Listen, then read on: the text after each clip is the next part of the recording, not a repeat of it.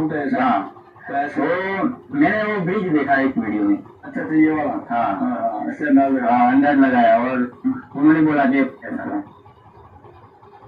सपने में मतलब सपना था, मतलब एक कि आपका स्टूडियो इधर आके आपसे मिलूं। अब आप देख लो हालात है जो आप लोगों के सामने है guys। बहुत बढ़िया यार। अभी हम देखेंगे कल परसों इसकी वीडियो आई थी। हाँ वीडियो देखी मैंने।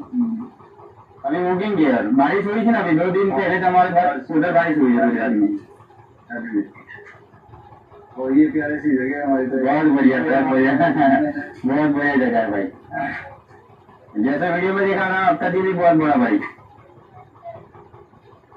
अभी यही करते हैं उधर शूटिंग, बाकी इधर आपने आप बहुत सारे खेत है जो सारे पानी की वजह से डूब हर बार जब गेहूँ होते तो बहुत अच्छे। ये प्राइवेट जगह है किसी की या अपनी है अपनी है? अपनी है तो आ गया अपना है। और क्या बारिश की वजह से पानी भर गया तो ये सारी फसल वगैरह सारी कुछ नहीं रहा, वरना हर साल गेहूँ होते थे। गेहूँ होता है ना, मगर इस बार नहीं हुआ है। हमारे उधर भी गेहूँ लेता है गुजरात में।